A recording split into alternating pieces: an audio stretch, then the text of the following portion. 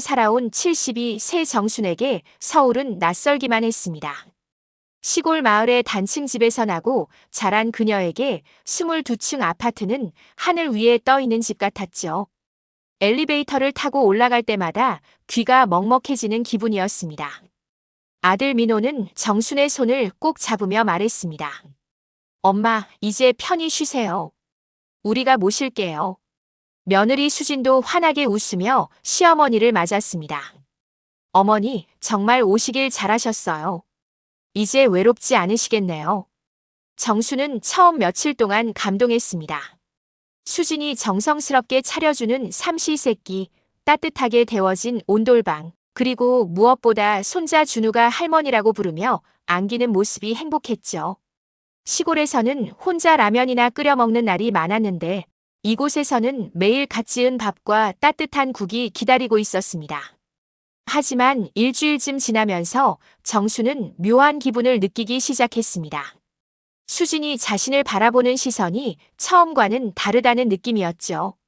친절한 미소 뒤에 무언가 차가운 것이 숨어 있는 것 같았습니다. 정순이 거실에 있으면 수진은 자꾸 부엉기를 핑계로 자리를 피했고 전화를 받을 때면 목소리를 낮췄습니다. 밤이 되면 더욱 이상했습니다. 정순의 방은 부엌과 가까워서 작은 소리도 잘 들렸는데 새벽 2, 3시쯤이면 부엌에서 누군가 움직이는 소리가 났습니다. 처음에는 수진이 물이라도 마시러 나온 거라고 생각했죠. 하지만 매일 같은 시간에 반복되는 소리는 단순히 물을 마시는 것 치고는 너무 길었습니다. 어느 날 밤 정수는 조심스럽게 방문을 열었습니다. 부엌 쪽을 보니 희미한 불빛이 새어나오고 있었죠. 냉장고 문이 열려 있었고 수진이 무언가를 꺼내고 있었습니다. 정수는 숨을 죽이고 지켜봤는데 수진이 작은 봉지에서 하얀 가루를 꺼내 작은 그릇에 넣고 있었습니다. 그 모습이 마치 누군가 모르게 무언가를 준비하는 것 같았죠. 며칠 뒤 정수는 자신의 혈압약이 없어진 것을 발견했습니다. 분명히 서랍에 넣어두었는데 감쪽같이 사라져 있었죠. 수진에게 물어보니 못 본 것 같다고 했지만 그 표정이 어딘지 어색했습니다. 정수는 다시 약국에 가서 혈압약을 사왔지만 며칠 뒤 그 약마저 없어졌습니다. 그날 밤 정수는 잠을 이룰 수 없었습니다. 어둠 속에서 부엌을 바라보며 속으로 중얼거렸죠. 나를 없애려는 건가? 그 생각이 머릿속에서 떠나지 않았습니다. 그날은 비가 촉촉하게 내리는 목요일이었습니다. 정수는 평소보다 일찍 잠에서 깼는데 몸이 유난히 무거웠죠. 어지럼증도 있었고 속이 좀 미식거렸습니다. 혈압약을 못 먹은 지 사흘째라 그런가 싶었어요. 수지는 아침 일찍부터 부엌에서 바쁘게 움직이고 있었습니다. 어머니, 오늘은 특별히 사골국을 끓였어요. 몸에 좋으니까 많이 드세요. 그녀의 목소리는 여전히 다정했지만 정수는 왠지 모를 불안감을 느꼈죠. 특히 수진이 국그릇을 가져다 줄 때 손이 미세하게 떨리는 것이 보였습니다. 정수는 숟가락을 들어 국물을 한 모금 떠먹었습니다. 진한 사골향이 코끝을 스쳤지만 동시에 알 수 없는 쓴맛이 혀끝에 남았죠. 처음에는 한약재라도 넣었나 싶었어요. 하지만 두 번째 숟가락을 뜰 때도 같은 쓴맛이 더욱 강하게 느껴졌습니다. 이상했어요. 사골국에서 이런 맛이 날 리가 없었거든요. 정수는 수진의 표정을 살펴봤습니다. 며느리는 자신의 그릇에서는 맛있게 먹고 있었는데 자꾸 정순 쪽을 힐끔힐끔 보며 국을 먹고 있는지 확인하고 있었죠. 그 시선이 마치 무언가를 기다리는 것 같았습니다. 어머니, 왜 안 드세요? 식으면 맛 없어져요. 수진이 재촉했지만 정수는 더 이상 숟가락을 들 수가 없었습니다. 몸에 좋다고 많이 먹으라고 하셨는데 입맛이 없네요. 죄송해요. 정수는 국그릇을 거의 그대로 두고 자리에서 일어났습니다. 그날 밤 정수는 잠들지 못하고 누워 있었습니다. 시계가 11시를 가리킬 때쯤 거실에서 전화벨 소리가 들렸죠. 수진이 받는 목소리가 들렸습니다. 정수는 귀를 기울였어요. 네, 맞아요. 오늘도 거의 안 드셨어요. 수진의 목소리가 작게 들렸습니다. 정수는 숨을 죽이고 더 자세히 들어봤죠. 약은 내가 처리했어요. 조금만 더 참으면 끝나요. 그렇게 오래 걸리지 않을 거예요. 정순의 심장이 철렁 내려앉았습니다. 약이라니. 무슨 약을 처리했다는 걸까요? 그리고 무엇이 끝난다는 건가요? 전화 너머로 들리는 상대방의 목소리는 낮아서 잘 들리지 않았지만 수진의 대답은 분명했습니다. 네, 알겠어요. 이번 주 안에는 확실히 해결될 거예요. 걱정 마세요. 전화가 끊어진 후 정수는 온몸이 굳어버렸습니다. 갑자기 모든 퍼즐 조각이 맞춰지는 것 같았어요. 사라진 혈압약, 새벽마다 부엌에서 들리던 소리, 그리고 오늘 국에서 난 이상한 쓴맛까지. 정수는 이제 확신했습니다. 얘들이 날 죽이려 한다. 그날 이후 정수는 달라졌습니다. 수진이 가져다 주는 음식을 조금씩 먹는 척하다가 화장실에 가서 몰래 버렸죠. 밤에는 방문을 단단히 잠그고 잤습니다. 며느리의 친절한 미소 뒤에 숨겨진 진짜 의도를 이제는 알 것 같았거든요. 정수는 이틀 동안 고민에 고민을 거듭했습니다. 며느리가 자신을 해치려 한다는 확신은 있었지만 과연 아들에게 말해도 될지 의문이었죠. 민호는 어릴 때부터 착한 아이였고 지금도 효자였습니다. 하지만 아내를 무척 사랑했고 늘 수진 편을 들곤 했어요. 금요일 저녁 민호가 일찍 퇴근했습니다. 정수는 기회라고 생각했죠. 수진이 마트에 간 사이 정수는 아들을 불러 앉혔습니다. 민호야, 엄마가 중요한 얘기가 있어. 그녀의 목소리는 떨렸지만 단호했습니다. 정수는 지난 며칠 동안 일어난 모든 일을 차근차근 설명했습니다. 사라진 혈압약, 새벽마다 들리는 부엌의 소리, 국에서 난 이상한 쓴맛, 그리고 수진의 전화 통화까지. 민호는 처음에는 진지하게 듣는 듯 했지만 점점 표정이 어두워졌어요. 엄마, 그게 무슨 말씀이세요? 민호의 목소리에는 당황스러움이 묻어 있었습니다. 수진이가 엄마를 해치려 한다고요. 그럴 리가 없잖아요. 엄마, 요즘 깜빡깜빡 하시잖아요. 며느리한테 괜한 오해하지 마세요. 정수는 가슴이 답답했습니다. 민호야, 엄마가 그렇게 망령된 것 같니? 내가 지금까지 거짓말한 적 있었나? 하지만 민호는 고개를 저었어요. 엄마, 수진이가 얼마나 엄마를 정성으로 모시는데요. 매일 아침 일찍 일어나서 국 끓이고 빨래하고 청소까지 다 하잖아요. 그때 현관문이 열리는 소리가 들렸습니다. 수진이 돌아온 것이었죠. 어머니, 다녀왔습니다. 수진의 밝은 목소리가 거실에 울려 퍼졌어요. 하지만 거실의 분위기를 감지한 듯 그녀의 표정이 굳어졌습니다. 무슨 일이에요? 수진이 조심스럽게 물었습니다. 민호는 잠시 망설이다가 입을 열었어요. 엄마가 당신에 대해서 오해를 하고 계셔. 수진의 얼굴이 순간 하얗게 변했습니다. 정수는 수진의 반응을 유심히 봤습니다. 진짜 억울하다면 화를 내거나 당황해야 할 텐데 수진은 오히려 조용했어요. 그리고 천천히 눈물이 흘러내렸습니다. 저도 힘들어요. 수진의 목소리는 떨렸습니다. 어머니가 저를 미워하세요. 제가 뭘 잘못했는지 모르겠어요. 매일 정성껏 모시려고 노력하는데 자꾸 저를 의심하시고 음식도 남기시고. 저한테 뭔가 불만이 있으시면 말씀해 주세요.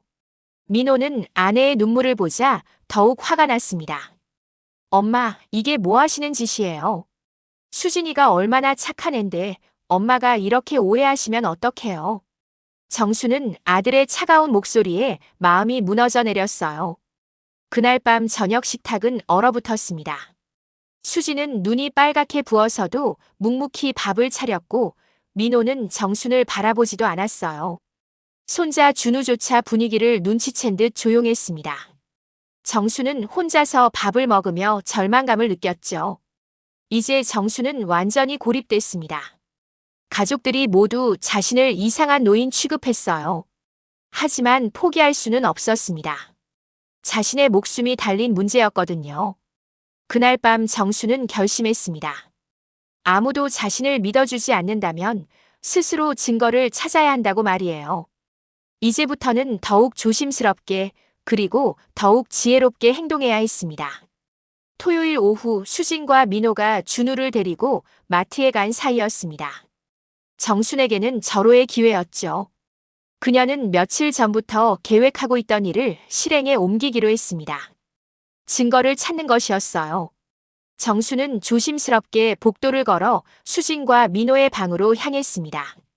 평소에는 절대 들어가지 않는 공간이었지만 이제는 선택의 여지가 없었어요. 문손잡이를 돌리자 다행히 잠겨 있지 않았습니다. 방 안은 깔끔하게 정리되어 있었습니다. 화장대 위에는 수진의 화장품들이 가지런히 놓여 있었고 옷장도 체계적으로 정리되어 있었어요.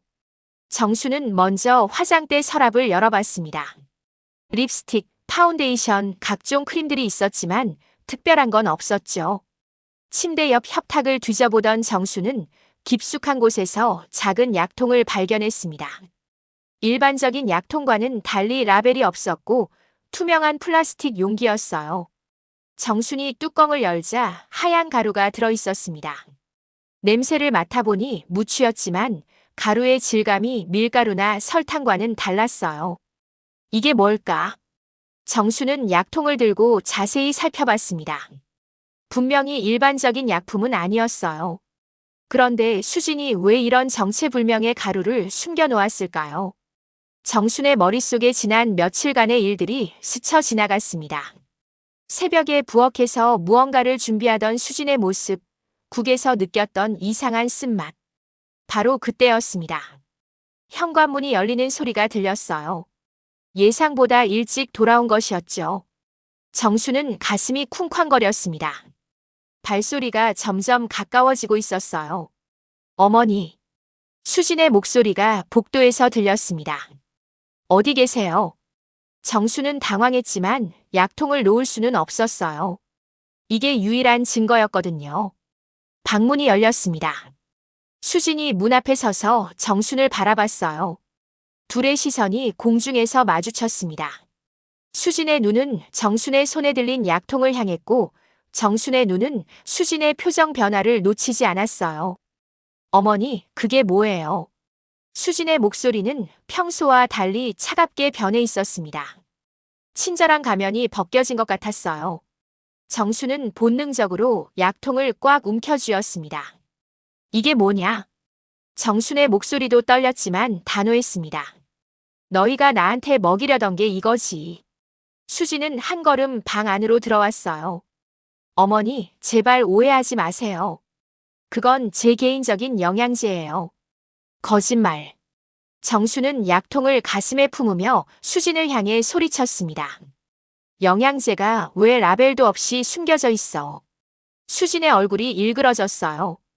어머니, 그거 내려놓으세요. 위험해요. 정수는 수진을 밀치고 방을 뛰쳐나왔습니다. 자신의 방으로 달려가서 문을 쾅 닫고 빗장을 걸었어요.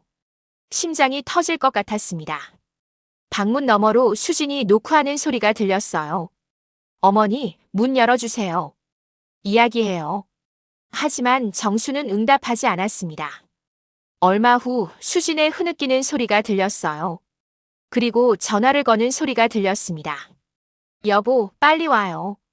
어머니가 이상해졌어요. 제 방에 들어가서 약을 가져가셨어요. 이제 정말 위험해요. 수진의 목소리는 울음 섞인 호소였지만 정순에게는 연기로만 들렸습니다.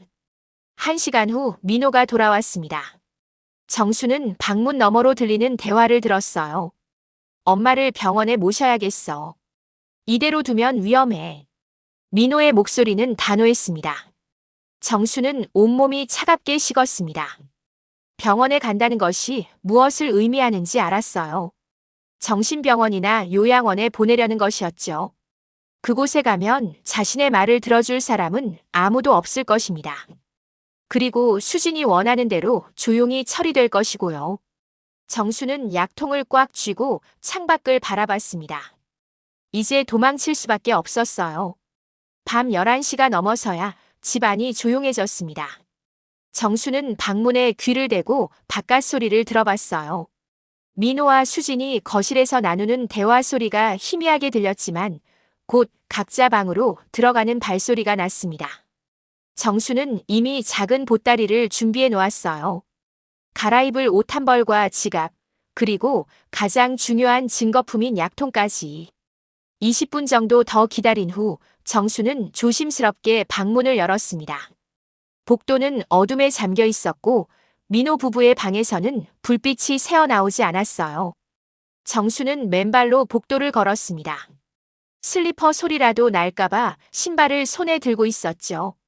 거실을 지나 현관에 도착했을 때 밖에서 빗소리가 들렸습니다. 언제부터인지 비가 내리고 있었어요. 정수는 잠시 망설였지만 이 기회를 놓치면 언제 또 도망칠 수 있을지 알 수 없었습니다.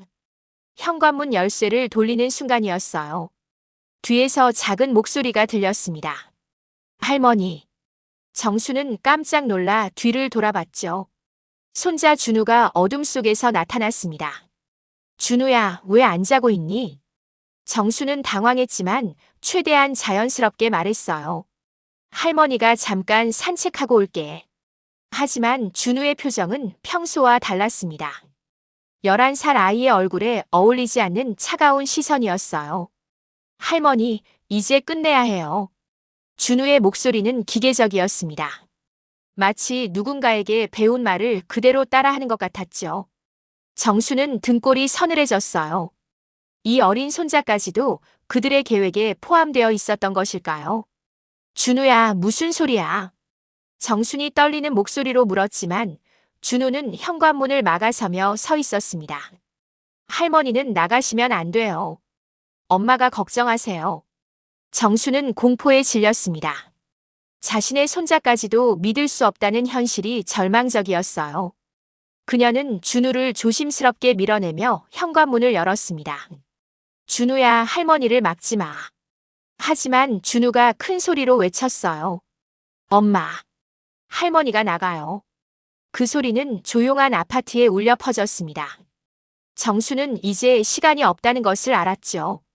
준우를 밀치고 현관문을 열어 복도로 뛰어나왔어요. 엘리베이터까지는 너무 멀었습니다. 계단으로 가야 했어요. 정수는 계단 쪽으로 뛰어갔지만 뒤에서 방문이 열리는 소리가 들렸습니다. 어머니. 수진의 목소리였어요. 정수는 계단을 내려가기 시작했습니다. 20층이었으니 한참을 내려가야 했어요. 하지만 나이든 다리로는 빨리 내려갈 수가 없었죠. 숨이 차고 다리가 후들거렸습니다. 15층쯤 내려왔을 때 위에서 발소리가 들렸어요. 민호와 수진이 뒤쫓아오고 있었습니다. 정수는 더욱 서둘렀지만 비상계단은 미끄러웠고 어둠 속에서 발을 헛디딜 뻔했어요. 1층에 도착했을 때 정수는 거의 기진맥진한 상태였습니다. 아파트 입구로 나가자 빗방울이 얼굴에 쏟아졌어요. 차가운 빗물이 등골을 타고 흘러내렸지만 그녀는 멈출 수 없었습니다. 그런데 아파트 단지를 벗어나려던 순간 발이 미끄러졌어요. 빗물에 젖은 보도블록이 미끌미끌했던 것이었죠. 정수는 그대로 넘어져 무릎을 찧었습니다. 아픈 것보다는 절망감이 더 컸어요. 일어나려고 하는데 뒤에서 발소리가 들렸습니다. 어머니. 수진과 민호가 우산을 쓰고 달려오고 있었어요. 정수는 마지막 힘을 다해 일어나려 했지만 이미 그들이 가까이 와 있었습니다.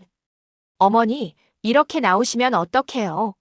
수진의 목소리에는 가짜 걱정이 묻어 있었습니다. 정수는 보따리를 꽉 안고 소리쳤어요. 나한테서 떨어져. 하지만 민호가 정순의 팔을 붙잡았습니다. 엄마, 집에 들어가요. 감기 걸려요. 정수는 마지막까지 저항했지만 결국 그들에게 붙잡혀 아파트로 끌려 들어갔습니다. 이제 정말 끝이었어요. 아파트 엘리베이터 안은 무거운 침묵으로 가득했습니다. 정수는 젖은 옷 때문에 몸을 떨었지만 진짜 이유는 공포 때문이었어요. 민호가 정순의 어깨를 붙잡고 있었고 수지는 무표정한 얼굴로 층수판을 바라보고 있었습니다. 집에 도착하자마자 정수는 거실 소파에 주저앉혀졌어요. 수진이 수건을 가져와 정순의 젖은 머리를 닦아주는 척했지만 그 손길이 차갑기만 했습니다. 어머니, 왜 이런 짓을 하세요? 우리가 뭘 잘못했나요? 정수는 마지막 기회라고 생각했습니다. 보따리에서 약통을 꺼내 들고 소리쳤어요. 너희가 나를 죽이려 했지. 이게 증거야. 이 약 말이야. 정순의 목소리는 거실에 울려 퍼졌습니다. 민호는 놀란 듯 약통을 바라봤지만 곧 웃음을 터뜨렸어요. 그 웃음이 정순에게는 소름 끼쳤습니다. 엄마, 이제 그만 버티세요. 민호의 목소리에서 그동안 숨겨왔던 진심이 드러났어요. 이 약이면 조용해지실 거예요. 정수는 믿을 수 없다는 표정으로 아들을 바라봤습니다. 민호야, 너도 알고 있었던 거야. 어떻게 내가. 하지만 민호는 더 이상 착한 아들의 가면을 쓰지 않았어요. 엄마, 솔직히 힘들었어요.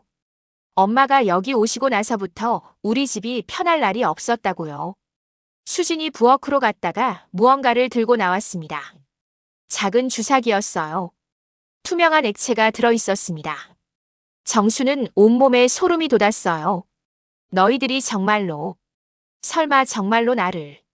이제 다 끝내요, 어머니. 수진의 목소리는 한없이 차가웠습니다. 처음부터 이렇게 하려던 건 아니었어요. 조용히 약으로 해결하려고 했는데 어머니가 너무 눈치가 빠르셨거든요. 정수는 소파에서 일어나려 했지만 민호가 어깨를 눌렀어요. 엄마, 저항하지 마세요. 아프지 않게 해드릴게요. 정수는 온몸으로 몸부림쳤습니다. 살려줘. 제발 살려줘.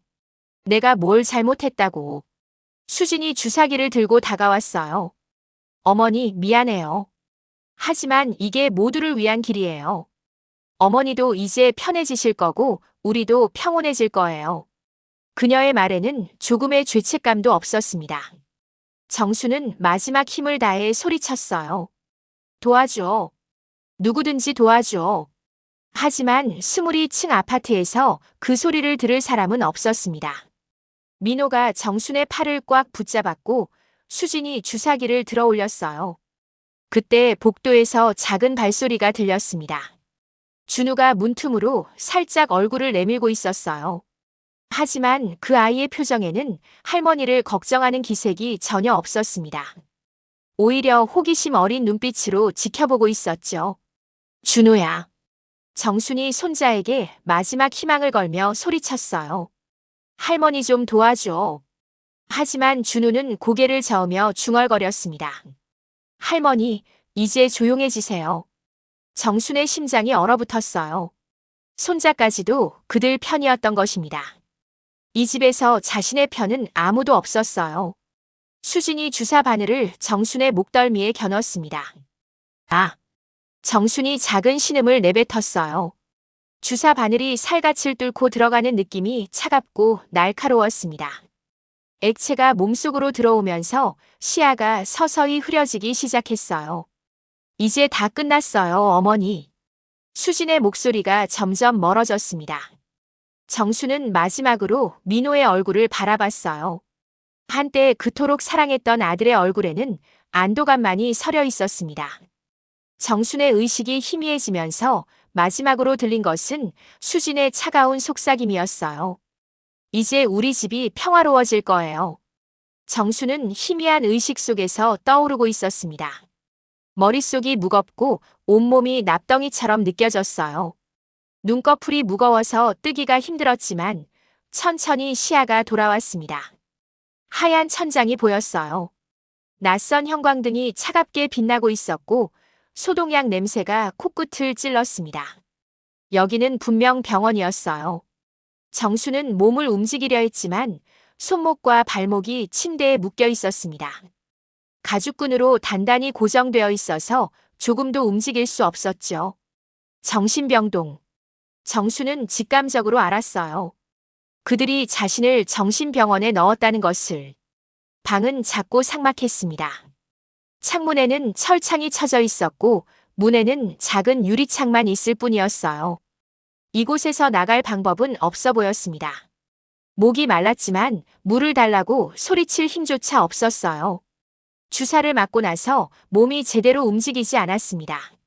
혀도 굳어 있는 것 같았고 목소리도 잘 나오지 않았죠.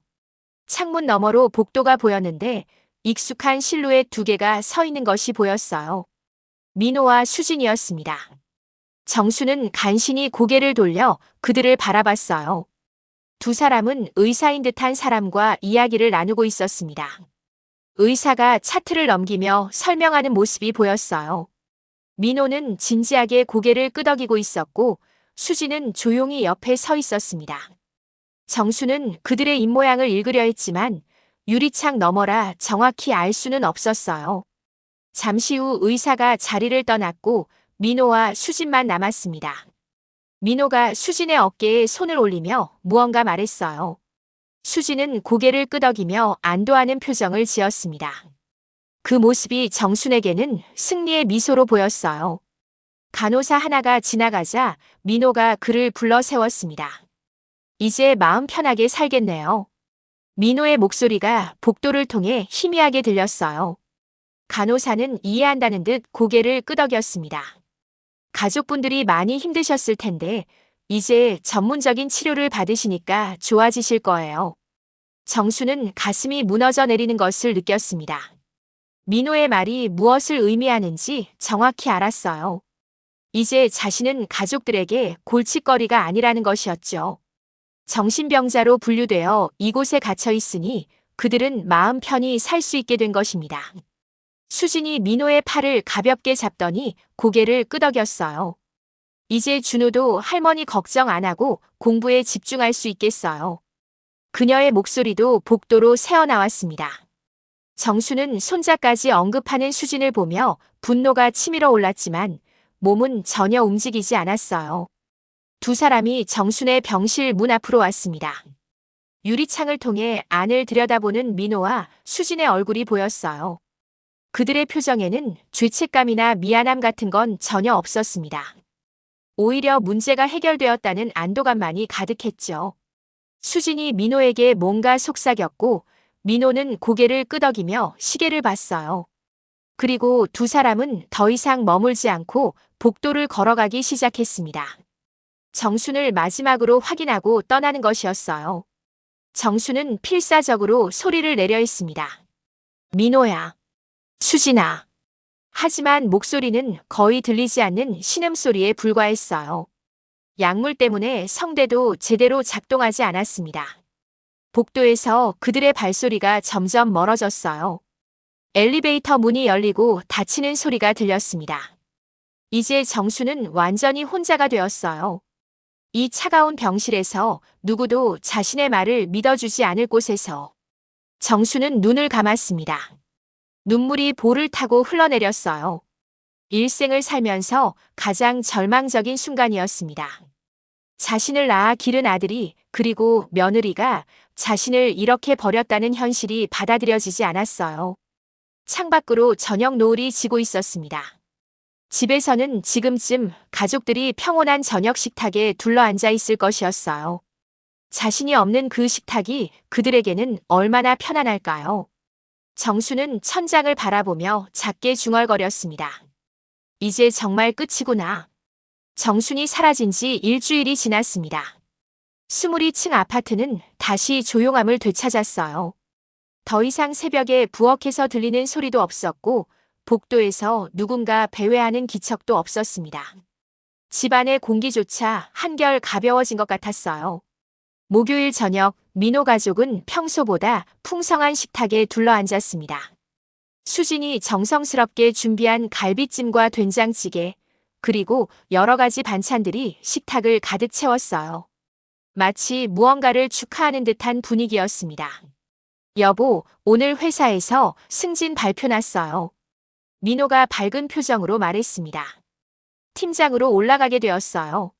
수진은 환하게 웃으며 박수를 쳤어요. 정말요. 축하해요. 이제 우리 살림도 한결 나아지겠네요. 준우는 묵묵히 숟가락을 들고 있다가 무표정한 얼굴로 입을 열었습니다. 할머니는 이제 안 돌아오는 거죠. 그 질문에 식탁의 분위기가 잠시 어색해졌어요. 하지만 수지는 곧 자연스러운 미소를 지으며 대답했습니다. 그래, 할머니는 이제 할머니에게 맞는 곳에서 지내고 계셔. 전문가들이 잘 돌봐드리니까 걱정 안 해도 돼. 수진의 목소리는 한없이 다정했지만 그 미소 속에는 차가운 만족감이 숨어 있었어요. 민호가 고개를 끄덕이며 맞장구를 쳤습니다. 맞아. 우리도 이제 조용하게 살 수 있고 준우도 공부에 집중할 수 있겠지. 그는 아들의 머리를 쓰다듬으며 말했어요. 할머니 때문에 시끄러워서 공부 못했지. 준우는 별다른 반응 없이 밥을 먹었습니다. 11살 아이치고는 너무 담담한 모습이었어요. 마치 처음부터 할머니 같은 사람은 없었던 것처럼 말이죠. 엄마, 오늘 뭔가 맛있는 거 해주세요. 아이스크림도 사주세요. 물론이지. 수진이 아들의 볼을 꼬집으며 웃었어요. 오늘은 특별한 날이니까 뭐든지 해줄게. 그녀의 눈빛에는 진정한 평온함이 담겨 있었습니다. 이제 더 이상 감시하는 눈도 의심하는 시선도 자신의 계획을 방해하는 존재도 없었거든요. 식사를 마친 후 세 사람은 거실에서 텔레비전을 보며 편안한 시간을 보냈습니다. 예능 프로그램을 보며 함께 웃고 준우는 아빠 무릎에 누워 졸기도 했어요. 완벽한 가족의 모습이었습니다. 마치 정순이라는 존재가 처음부터 없었던 것처럼. 밤이 깊어지자 수지는 준우를 재우고 설거지를 했습니다. 민호는 소파에 누워 신문을 읽으며 만족스러운 표정을 지었어요. 이제 정말 우리만의 집이 되었네. 그의 중얼거림을 들은 수진이 미소를 지었습니다. 11시가 넘어서야 집안이 완전히 조용해졌어요. 민호와 수진이 각자 잠자리에 들고 준우도 깊은 잠에 빠졌습니다. 이제 이 집에는 더 이상 밤에 깨어있는 사람이 없었어요. 카메라는 천천히 복도를 따라 움직이며 정순의 방 앞에 멈춰 섰습니다. 닫힌 문 너머로는 정막만이 흘러나왔어요. 문손잡이를 돌리자 방 안이 드러났습니다. 텅 빈 공간이었죠. 침대는 깔끔하게 정리되어 있었고 옷장은 비어 있었습니다. 창가 탁자 위에는 그날 밤 정순이 발견했던 약통 하나만이 덩그러니 놓여 있었어요. 반쯤 남은 하얀 가루가 달빛에 희미하게 빛났습니다. 창문 틈으로 차가운 바람이 스며들어 레이스 커튼을 흔들었어요. 바람은 약통 주변을 맴돌며 몇 가루를 날려보냈습니다. 그 가루들이 공중에서 춤추다가 바닥으로 떨어졌죠. 이제 이 방의 주인은 영원히 돌아오지 않을 것입니다. 정순의 흔적은 모두 지워졌고 그녀의 존재는 가족들의 기억에서도 점점 희미해질 것이었어요. 마치 처음부터 없었던 사람처럼 말이죠. 카메라가 창밖으로 시선을 돌리자 도시의 야경이 펼쳐졌습니다. 수많은 불빛들이 반짝이고 있었지만 그중 어느 것도 정순을 기억하지 않았어요.